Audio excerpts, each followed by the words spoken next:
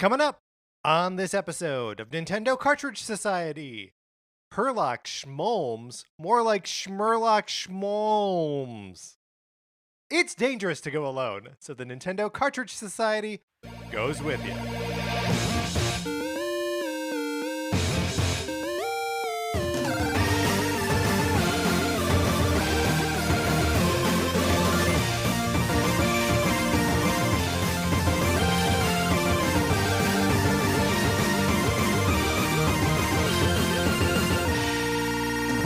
Welcome to Nintendo Cartridge Society. My name is Patrick Ellers, and I am joined, as I am always joined, by my co-host, Mark Mitchell. We've got a good show for you today. We are going to be talking about the news from the week, including the official reveal of LEGO Luigi and the announcement of the Great Ace Attorney Chronicles for the Switch. And then on Thursday, Kid Icarus Month continues with our discussion of Kid Icarus Uprising. But in the meantime, Mark, how you doing? It's going great. So yesterday, my husband and I were in Santa Monica, and we briefly stopped in to a comic book shop. And Patrick, What? I know I have kind of like not been keeping up with comics clearly because there's this whole Rorschach comic line that Tom King is writing. Have you been reading this?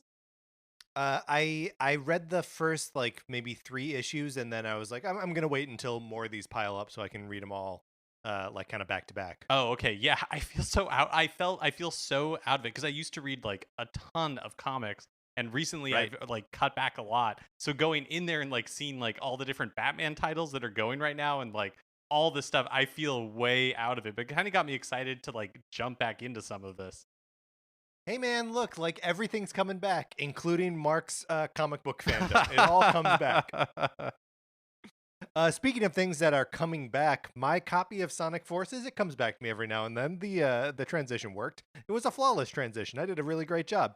Would you like to borrow my copy of Sonic Forces? You can certainly try. All you gotta do is email us at Nintendo Cartridge Society at gmail.com and give us a mailing address so we can send you my copy of this game. One wrinkle, and one wrinkle alone, is there might be a copy of Untitled Goose Game in there instead of Sonic Forces. It's just something that happens from time to time. No one can control it. I witness it as it's happening, but I cannot control it. It's like an earthquake, right? And we all just gotta put up with it. But either way, you get to play a fun game for a little while. Exactly. And I love the way you describe it as a wrinkle because I think that is so true. It is neither positive nor negative. It just is. Yes, that's right. That's right. It is a neutron is what it is. Speaking of neutrons, we are in the throes of Kid Icarus month right now, which means that we are playing all 3 mainline Kid Icarus games in the month of April. We will next be discussing Kid Icarus Uprising for the 3DS on Thursday. That is April 29th. That is this week, coming up so very soon. And of course, Mark, you and I have been sworn to secrecy about our experiences playing Kid Icarus Uprising. Although we didn't do great at that. We didn't do amazing at that last week. We did bad.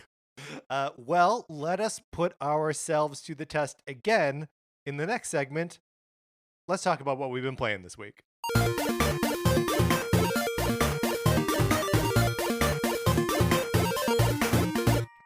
I've been playing Kid Icarus Uprising. No, and we can't talk about it, but I want to so badly. Yeah. I want to say about Kid Icarus Uprising. It's without saying anything. Yeah, exactly. It's a lot of game. It's just a lot of game. Yes. Yeah, it's one of the things, and I will almost certainly say this again on Thursday, but one of the things that is really standing out to me as I'm playing it is that this is not just a Kid Icarus game, it is a showpiece for the 3DS, right? And kind of racking my brain, I don't know that there is another 3DS game that makes as much use of as many of the features of the system for as sustained a gameplay experience. It's just bonkers to me how many chapters there are to this game, how many weapons, how many multiplayer modes, how many things are collectible, how many different ways you can collect them. That it's just you could legitimately, if you got into it on the ground floor, just be like, oh yeah, Kid Icarus Uprising is the game I play. Yeah. Yeah. I think it's really a good point that it's such a showcase for the 3DS, and I think having played it, or played a lot of it, I haven't finished it yet.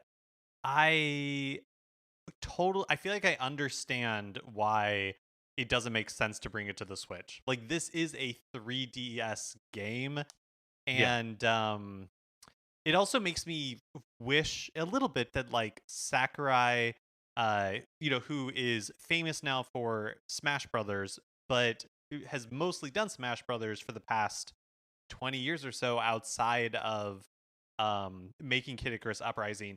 I would It just makes me interested to see what he would do outside of Smash Yeah. Brothers, because this is such a interesting take on like a game in general. I don't know. We'll obviously talk about it more, but Kid Icarus Uprising, join us on Thursday because there's a lot to say about this game.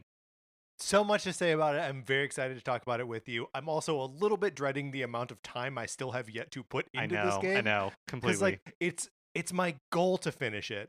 But as we record this on Sunday afternoon, I believe I'm on chapter 13. Gosh. I know there's 12 more chapters after that, so I'm halfway done with the game.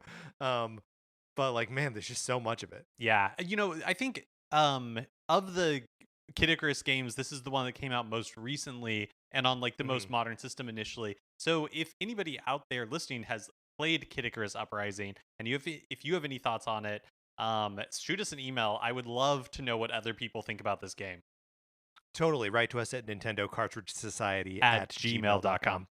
gmail.com with your thoughts on Kid Icarus Uprising. Because look, we'll have a bunch of thoughts, but we certainly won't have all of them. Mark, I also continue to just obsessively play Hades, which means I'm in a very like alternate Greek pantheon sort of mythological mindset this week between the two. I don't have any new observations about Hades. So I shan't bore anyone with with talking about it anymore. All right, Mark. That's what we've been playing this week. Let's get into the new releases and what we might be playing next week.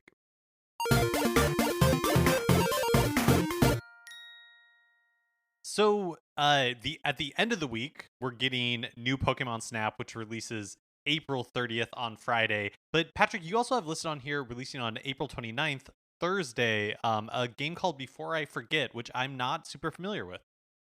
So Before I Forget is a like first person sort of like walking simulator kind of thing that puts you in the brain or in the body of someone experiencing dementia. So it's like you have all these like snippets of memories that are playing that appear to be playing out in real time and in like the real space that you're in, and has all these like sort of disorienting kind of like triggers of like walking down a hallway and you open a door and it leads to a space that Oh, you don't interesting. recognize.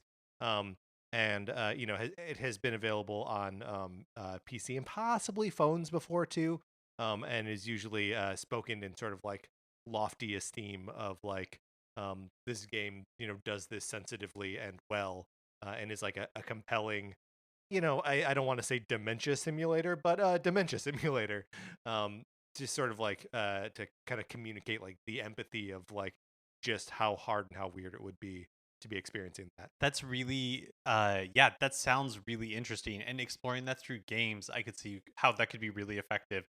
For like, we're recording this. It's the Oscars are being broadcast tonight, and Yep. the father is nominated for a bunch of stuff, including Best Picture, and it is a movie that also deals with dementia, um, in I guess like similar ways, and although, is that a spoiler? I actually don't know is if that's a spoiler for that movie or not.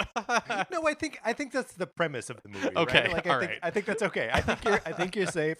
Look, I think you're safe. I think you're safe. Okay, all right. Well, we'll breeze past that. And again, just comment on new Pokemon Snap releasing this Friday. I got to admit, like, this one is a weird milestone for me because when it was announced, the end of April seemed so far away. So And far yet here away. we are. Yes.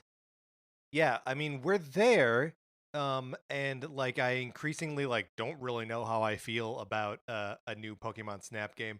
You and I always have a little bit of a like we'll probably check out the new Pokemon game if it's interesting. We don't have the strongest track records of finishing the games or the most history with them. Um, and when this was first announced, we were both sort of like, "Ooh, we like the idea of a Snap game." We had that whole episode with Matt Acevedo, which is super fun. You should go and check it out if you haven't already. Where we kind of pitched other series that we'd like to have. The Snap treatment, right? So you're just, instead of interacting with all of the sort of mechanics of a franchise, that you're sort of just spending time in that world. Where are you right now? Are you still interested in spending time in this world in this way? I am, yeah, but this is not one that I'm going to pick up immediately. I have this one wish list for the Mm-hmm. eventual day when it drops in price, because I think like the idea is really fun, and I love the idea of like um uh being able to explore the world of Pokemon and interact with Pokemon in a different way. But I feel very strongly that I don't think I would get like the full $60 worth out of it. I Yeah. don't know that I Mm-hmm. would be able to dive into it enough and like absorb all the content. And so I kind of want to wait for it to eventually go on sale, pick it up, play, like the few hours that I think I'll enjoy with it. And maybe I'll be surprised and, really want to like dig into it. But I feel like, that it's going to be something that like, I wish a friend owned and I could borrow it or like go over to their house and watch them play it Right. sort of Right. thing. Right. And so, yes, interested, but not like $60 interested. Yeah, I mean, and it is really tough because like there is something very appealing about um the sort of like vacation from your house like aspect of it, right? Of the like sightseeing in the Pokemon wilds. Um like that is intriguing, but also like on the other hand, um I had my second Moderna shot just last week. I'm now 1 week out from that, which means I'm only a couple days away from immunity day. um and which doesn't mean that like the world changes and I can suddenly go anywhere and do anything, but like I can kind of start to just like live my life again. So like yeah, I don't know. Like it's starting to feel like the um alternate uh boring adventure like alternate reality boring adventure genre is losing a little bit of its appeal for me. Yeah, that's interesting. Um, I don't. Yeah, it Pokemon Snap in general is like we've been saying, one of those things where I'm like, this is a great idea. I'm glad it Yeah. exists, but I Yes. I I don't feel a sense of urgency in checking it out. Yeah, urgency is a good, yeah, that it's hard to feel super urgent. Look, it's a chilled laid back game. You're taking pictures of stuff. Like you can't have any urgency to then also buy it. That's crazy. All right. Those are the new releases. Let's close this segment out, leaving us room to open up a regular segment on our show. It is time for 433. In 1952, American composer John Cage wrote a piece called 433, wherein a performer or group of performers didn't play their instruments for 4 minutes and 33 seconds. For the purposes of this show, our instruments are talking about Nintendo. So, for the duration of one performance of 433, Mark and I will talk about something not at all Nintendo related, thus fulfilling the contract of the piece. Today's suggestion comes to us from Dominic, who sent in this topic for our 433 episode. We are discussing boating. Boating, the art or activity of being in a boat, making the boat go. Patrick, much of a Mark, boater? no, not really much of a boater. Here's the thing: is I did grow up on Lake Michigan, in the southeast corner of Wisconsin. Our house was a block away from the lake, um, and so like we, knew people who had like beach side property, lake beach, but beach nonetheless. And like people who had boats, but it was just nothing that was like part of my life at all growing up. What about you? No, like I have been on boats maybe like 10 times in my life. It's not something that like I've ever done much of. Have you ever been on a sailboat? I have been on a sailboat once, and I was probably like 12 years old. Or I Mm-hmm. can't remember how old I was. I remember somebody recounting to me the plot of um Blair Witch Project 2 Book of Shadows. And so whenever that was. Yeah, late 90s. Yeah. Yeah.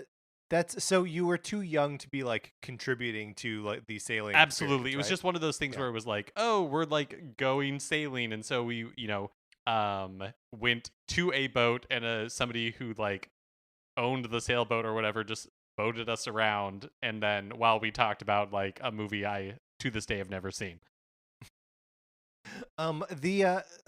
There's something like very appealing about being on like part of the people like executing the sailing. But it's also it feels like so much specialized knowledge. And like anytime I'm on a boat, Sarah's parents are big boat people, which I think is just something that happens when you have money. Um, and the thing that always like intimidates me about it is knots. I'm no good at tying knots. Well, I feel like that's a learned skill. Like I think you could become good at knots if you wanted to. But I see the appeal of boating, like right where you're out on the water, it's sunny, Hmm. like all of that seems like super nice. But look, I don't want to complain about the beauty of nature, but I don't like being hot. And I feel like when you're on a boat, the sun is just like beating Yeah, you down can on be you pretty like hot. inescapably, or you're in a stormy sea or lake, and that's no good either. Yeah, I mean, have you done much or any of the like small like individual? I'm thinking like a kayak or a Yeah, canoe, yeah, any like kind of that summer boating. summer camp type stuff. Summer camp, Th- yes. those I those that sort of boating I think can be fun. That's Yeah. like I think that is enjoyable. I mean, what we need a small lake, like such a small lake, right? That we can take a canoe out on and like a six pack of beer, right? And then Uh-huh. just like hang out in the middle of the lake, drinking beer, talking about the Blair Witch Project 2 Book of Shadows. See, that does sound like a dream. Doesn't that Again, sound like great? I'm hoping that in my mind when I'm describing my Hmm. perfect boating day, it is sunny but cloudy so that way the sun is not like on see that you can tell that like this is Right. something I like worry about when I'm going outside. You still need sunscreen, Mark. You still need sunscreen No. just because it's cloudy. Yeah, it's tough. I mean, I feel like I think you just need to like budget your time out on the boat, right? Like, Yeah. because you are gonna get hot, and I mean, there's something nice about like you're sort of you've got the smoke screen of like the sea foam, like the sea air Mhm. is like wet already, so like you're getting sweaty, and then there's like seawater on you, and you're like, it's okay. I like being on other people's boats. I personally have no Yeah, dream of like owning a boat. This is no we will. like Right. no Yes. aspiration of mine. Right. NCS will never have a podcast boat. Right. What if we had like a hype yacht? Like, you know how there's like TikTok hype houses? Should we get a hype yacht? An NCS hype yacht? Mark, unfortunately, that was the applause. So Oh, we'll never 433 know. is over, and we'll never know. All right. We were accompanied today by pianist Kyle Shaw. Mark, let's get into the news. Because I think if I owned a yacht, I would like boating. You know what I'm saying? I mean, I think like if you had a staff to like run the yacht, right? 100%. Yeah, yeah, yeah, yeah. Because like at that point, look, when I watch Succession, I'm like, ah, yes, I understand the appeal of boating.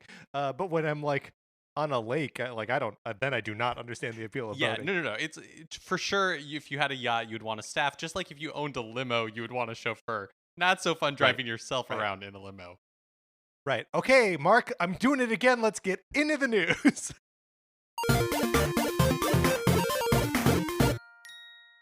Lego Luigi is real.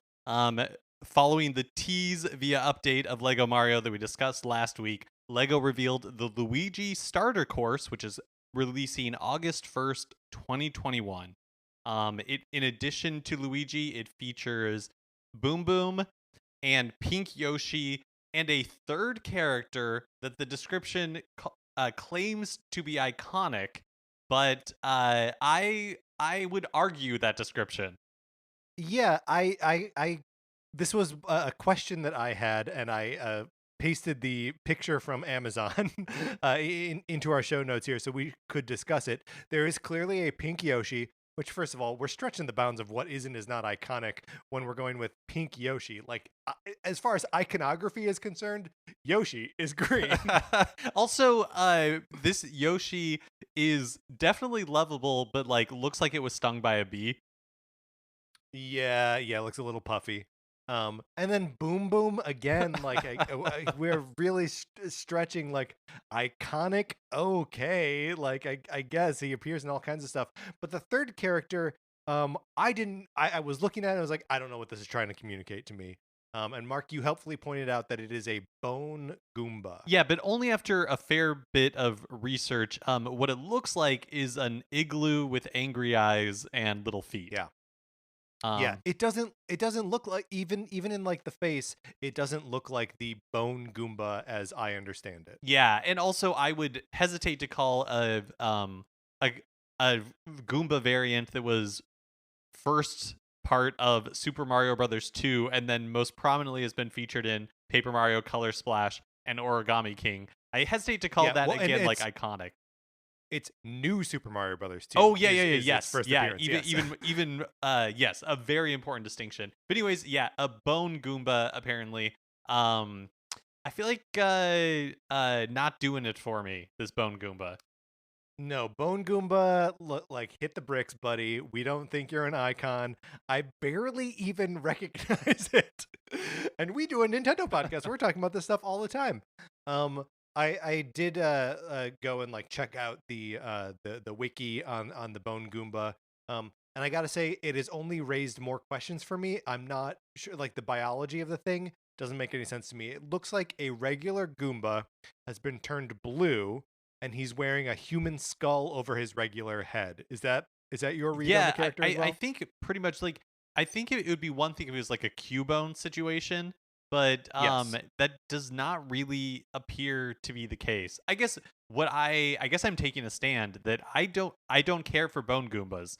Wow. And I think it was a mistake to include it in the Luigi starter course. Now, what would you say?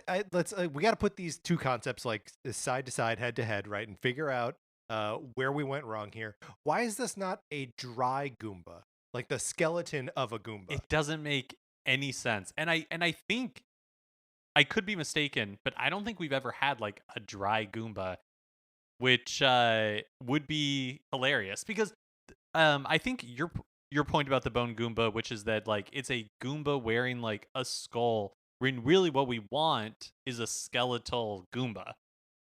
Yeah, I mean that's what we want, and of course that raises a bunch of other questions because like it's a fungus, right? And like fungus don't have skeletons, but like I don't really care about the science on this one. Like, just give me what I want. Now that is also interesting because are Goombas funguses or fungi or weren't they like aren't they based on like acorns? Oh, I mean, then even still, then if it's a nut, if it's a nut, or it's either a plant or a fungus, and either way, it doesn't have a skeleton. That's a good point. So maybe they have thought this through. Still, I'm not a fan. I'm not on No, board. not a fan either. Mark, should we maybe talk about the Lego Luigi Starter course, Sure. just like as a concept? The first sort of entry in the Lego Mario stuff was sort of anchored with the Mario Starter course, which you then can like buy the other like sort of add-ons, so he has more levels to traverse and whatnot. It seems like this is another starting place where you can just have Luigi on those same adventures. Yeah, and they mention the three characters that come with the Luigi starter course, but I haven't seen anything although about like it interacting with like the Mario figurine or the existing ones, but I assume that has to be the case as well. Man, it would be a stone cold bummer if they updated the Lego Mario just to say that he was missing Luigi, and then not have any interaction between the two of them. That would be a stone cold bummer. Yeah, the existential hellscape that Mario has found himself in Yes. since the update would just like continue to manifest itself in new and unfortunate ways. He would find no relief. That would be a bummer. But I wonder if it will continue. Like in a few months, we can expect Luigi to wake up from his, Right. like Matrixy Daisy. slumber. And yeah, exactly. Yeah, so it's coming out August 1st, retailing for $60. And remains a corner of the Nintendo universe that I don't feel any need to personally explore. Over the weekend, the Switch hit a new sales milestone in Japan at 19,410,000. It is the sixth best selling console of all time in Japan, beating out the Famicom's lifetime sales. That's amazing. I that beating out the Famicom seems huge, and I know like sixth best selling console still feels like it's kind of like out of the conversation of like best selling consoles in Japan. But like getting real close. Well, also, like you note here that the top two are the Game Boy, which sold like almost 32.5 million units, and the DS, which sold almost 33 million. And like, those were both. I think like the Game Boy numbers, Nintendo combines the Game Boy and Game Boy Color. I don't. Yeah. And in like the price point difference between that and like a Switch is really enormous. And so um if it beats any of the handhelds, uh, or even comes close to those numbers, like that's pretty ridiculous. Yeah, well, like the best selling hardware in Japan was the 3DS at almost 33 million, 32.99 million. And Oh, you mean just the that regular DS? yeah, I'm sorry if I said 3DS, just the regular DS. And that, was considered like a behemoth, right? Like a cultural movement of just everyone playing DS all the time everywhere. So like it may be one of those like unattainable records, but like the Switch is at this point expected to overtake the PSP, which is like 19.7 million, and the PlayStation 2, which is almost 22 million, before the end of the year. So it'll get into that top three, um, or that top four, I guess, is within sights by the end of this year. And then the next one to take down is the 3DS at almost 25 million, which will be a tougher one to overtake, but seems possible. Yeah, especially, if you have the Switch revision coming at some Yeah. point, which I think could encourage a lot of people to upgrade. Because I know for me, right, like with the Nintendo DS, I ended up buying like five of them because I had like the original, I had a Lite, I had like Right. special editions, I got a DSi. Um, and Well, and especially now that we're in a landscape where we don't have to choose between buying an upgrade of the current system or whatever is available on like the parallel track, right? Like you were buying DSs, but then you also had to take a pause and be like, oh wait, do I want to buy a Wii? Do I want to buy a Wii right, U? yeah. And now it's just we're on the one track, and it's as soon as they're like, here's the next version of the Switch, we'll be there, right? Sort of no questions asked. Last week, Capcom announced the Great Ace Attorney Chronicles for Switch, PS4, and PC. This collection bundles two games that were never localized or released outside of Japan: the Great Ace Attorney Adventures and the Great Ace Attorney 2 Resolve. I am very excited about this. I really love the original Phoenix Wright trilogy. I've played I think the first Apollo Justice game, but like have not played some of the later entries in the Ace Attorney series. But I'm really, really, really excited for these when they come out in July.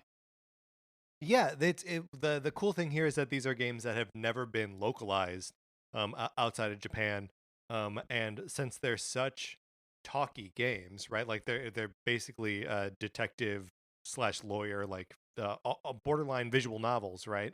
That like there's so much content here, so much to be read, so much to be localized.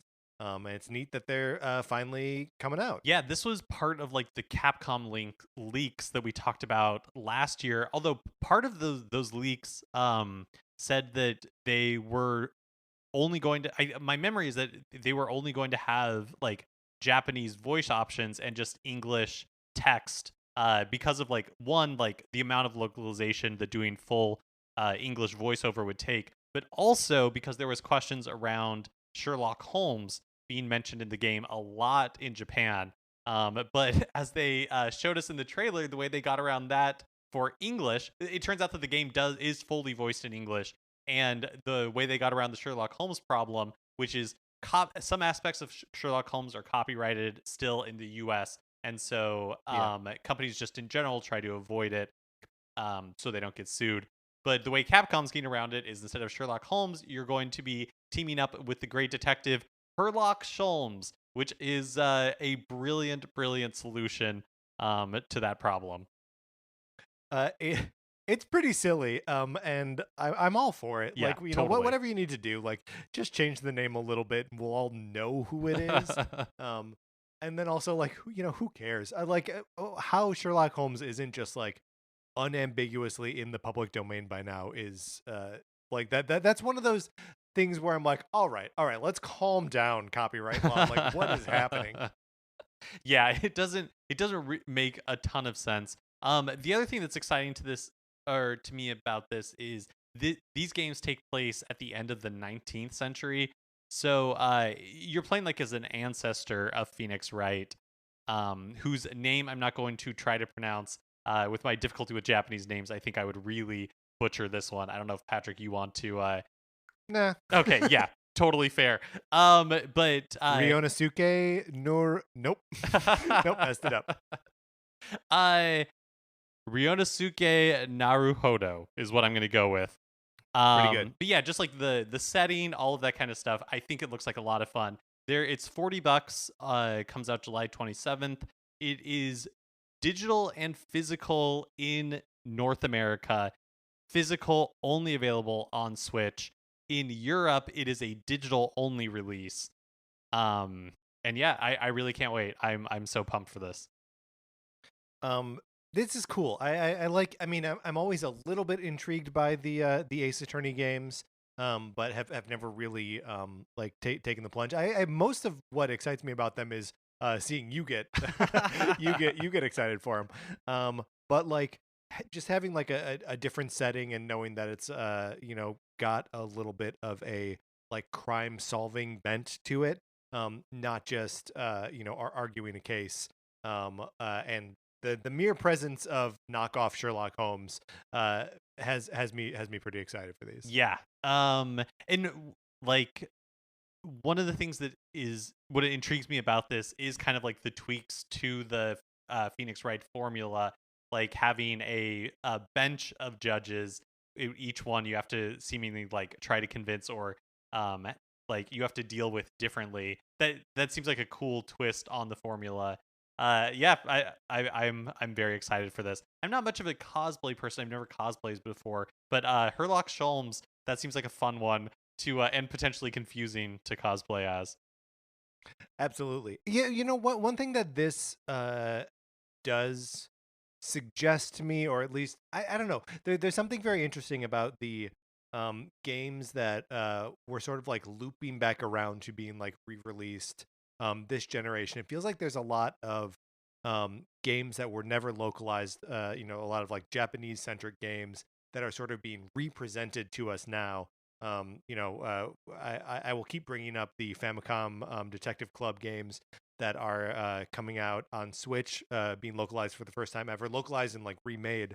That, you know, the market is deciding, or the market has determined that there is room for these games that were like too Japanese before, because there are so many, especially among the like, you know, storied Nintendo games. There's so many releases that could still come our way, right? Like there are like 5 or 6 different Fire Emblem games that we've never seen outside of Japan. There's a, you know, Mother 3 is a notorious one. 2 Tingle games. I mean, for Oh, crying out loud. please give us the Tingle games. Right? Please give us the Tingle games. And if we're to the point where we are localizing uh you know, games like the Great Ace Attorney and like the Famicom Detective Club, which has got to be nothing but localization, right? Like you have to just like rewrite, re-record, like everything. Um, like let's just do it, like across the board. Let's get all the games in English. Let's do it. I also think that Turnabout is fair play, and I think Japan is ready, nay, demanding a lovingly crafted remake of Star Tropics, so they can Yep. and Star Tropics 2 and Kid Icarus of Myths and Monsters. The time has come for sure. Yeah, that's right.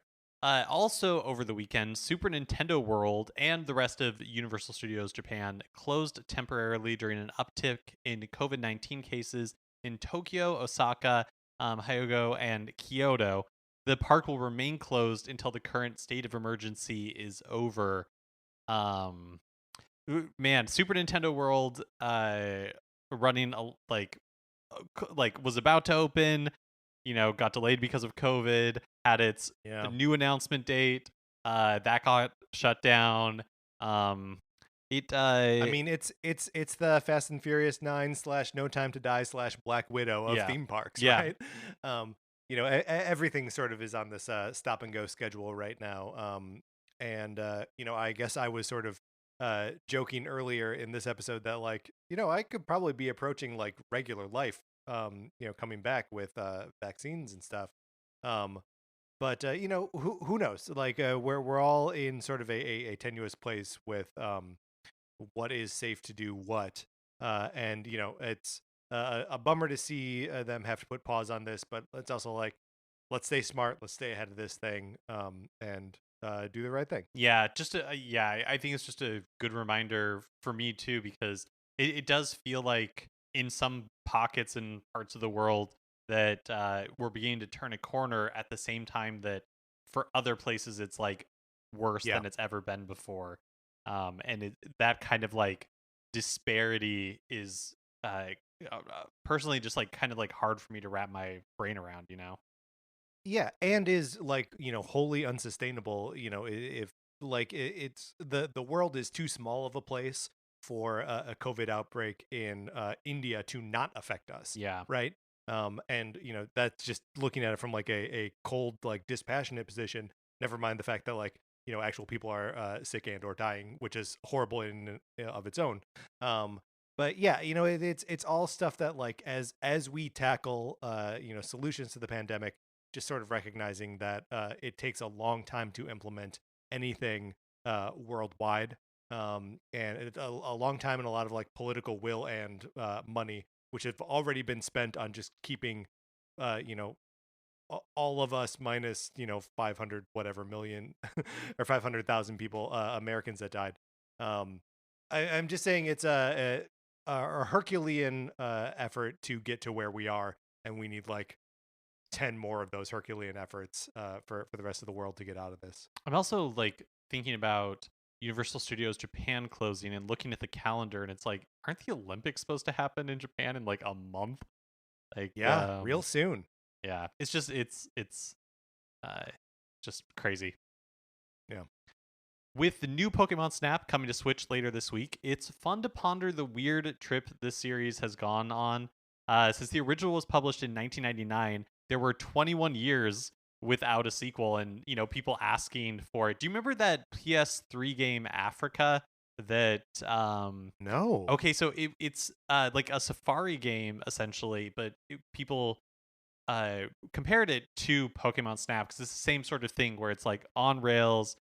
You're on Safari and you're just snapping photos. I remember it probably would not have gotten the attention it got in that era, except that people were like, "Oh, this is like Pokemon Snap. We loved Pokemon Snap, like 10 years ago. Yeah. How come we're not having a Pokemon Snap? Look, anytime Pokemon Snap's not in the room, everybody should be looking around at each other and asking where Pokemon Snap is." Right. According to the new game's director, Haruki Suzaki, Nintendo had tried to develop a new entry in the intervening 2 decades. In an interview with Metro, he said, quote, "When I started on this project, I had heard there had been a couple of attempts at making a new Pokemon Snap before. The idea of photography has changed so much in the last 20 years, combined with the new Nintendo Switch hardware, that we thought it was the perfect time to create a new version of Pokemon Snap, and that's why we started the project." Um, it's interesting there to call out what has changed in photography in the last 21 years. Um, obviously, like, people have said that like, oh yeah, the Wii U gamepad, like that's an obvious camera. Like, why wasn't that? Or like the DS and 3DS Mm-hmm. that have cameras on them. Why were these not Pokemon Snap vehicles for that? And it's neat to actually just say like, well, the way we take photographs and like what photographs mean to us has totally changed in that time. So I guess that's just look going back to like how interested I am in Pokemon Snap or new Pokemon Snap. I guess it's like comforting to know that all aspects of this were taken into consideration and not just like what new Pokemon can we put in there. It's like no, there's probably more to consider when crafting a game like this. Well, speaking of that, so one of the things that a lot of people have fond memories of with the original Pokemon Snap is in the US, you could go to a Blockbuster and using like your memory card or something from like the Nintendo 64, you could print out photos from a special kiosk from the original Pokemon Snap. And Nintendo has partnered with Fujifilm to allow Switch users to print their grabs from new Pokemon Snap wirelessly with Fujifilm's Inst- Instax Mini Link photo printer. Had to get the nomenclature there right.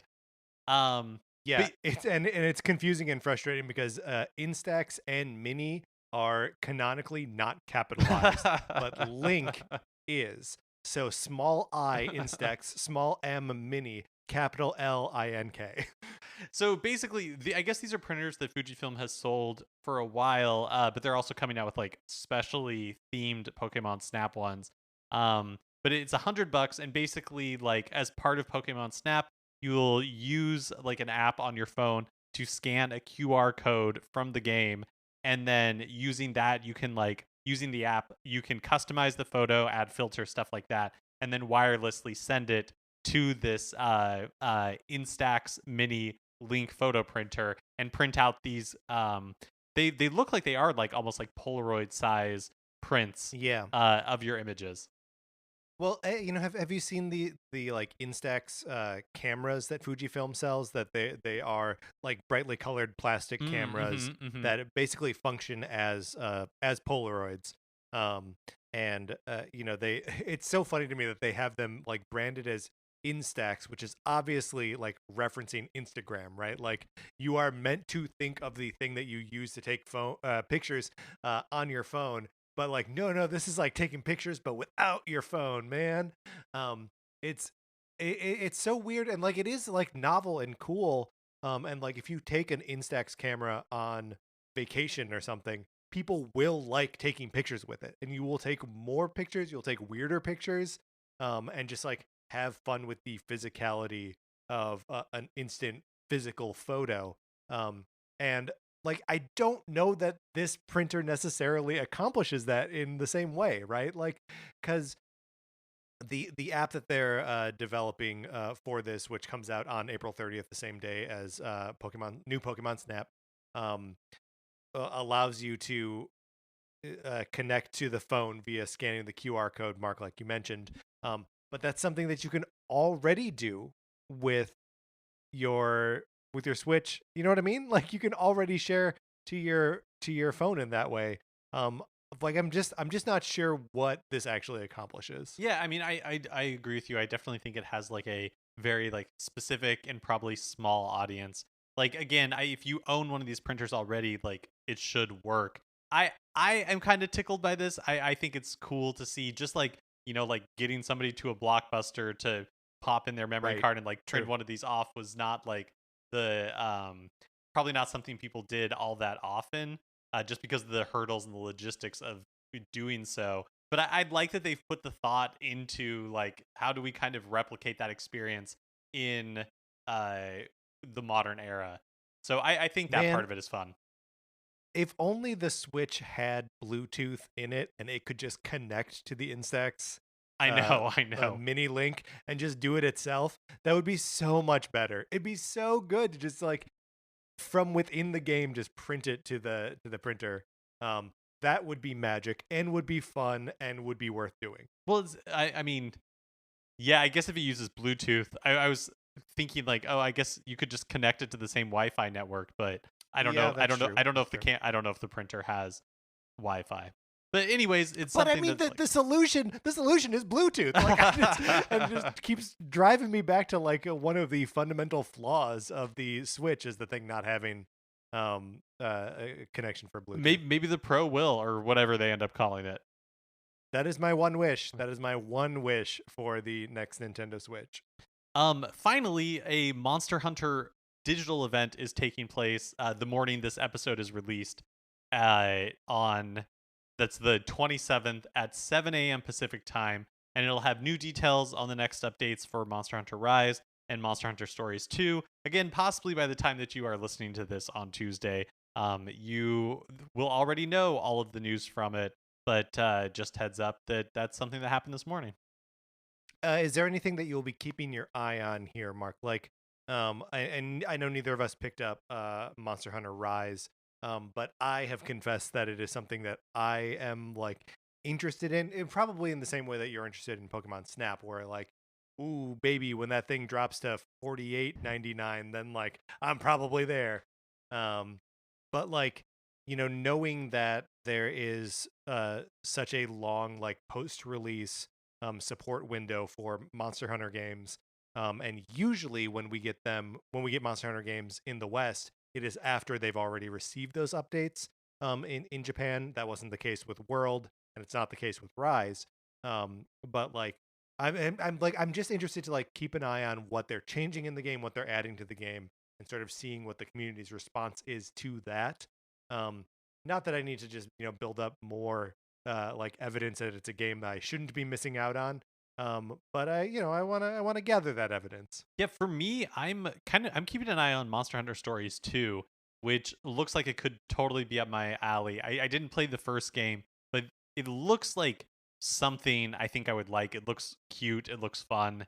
And so Monster Hunter Stories 2 is what I have my eye on right now. I same with you. I have like Monster Hunter Rise on my wish list. So when it goes on sale, I'll probably pick it up. But I'm thinking like when it drops to like $20 sort of situation. I do think it's cool that Capcom is doing these like franchise specific presentations. Like there was just a Resident Evil one the other week. And obviously they're dropping like Street Fighter stuff all the time. I don't know, obviously I'm way plugged into it. And it's all Street Fighter 5 stuff, so we don't talk about it on this show. But then obviously this is Monster Hunter. So I just think it's cool that they're able to kind of surface what they're doing for all these different franchises. Makes me feel like we're nice and tuned in to what's going on at Capcom. All right, Mark, let's get out of the news.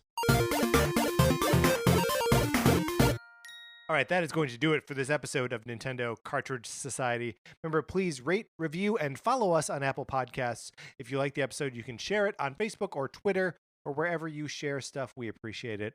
When you do that, it helps other people find the show. And then you get to look like some big hero, right? Where you recommended a show that someone else likes. I know that's always what I feel when I'm recommending something. So I feel like a hero and not like a weird social obligation.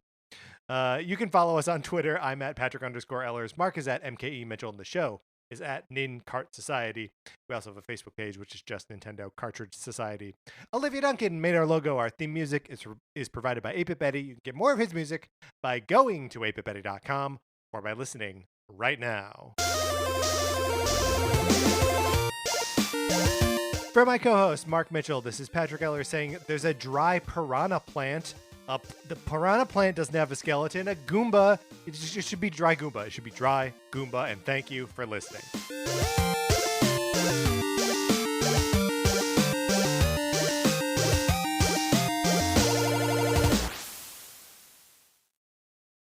Hey, Oscar, Rachel, do you like Disney movies? Yeah! Have you seen all of them? Yeah, we saw all the Disney animated movies. And we saw all the Pixar animated movies, too. How about the DComs? What? The Disney Channel original movies. You should listen to our podcast, Inside the Disney Vault, because we are watching all of them in chronological order. Yeah, and we do fun segments like we cast each other. That's right, and my favorite segment, Zaddy Watch, where we rank every single DCOM daddy. Ooh, you can listen to all this fun stuff on our podcast, Inside the Disney Vault on Campfire Media, wherever you listen to podcasts. All right, guys, let's get back in the vault. It's cold out here.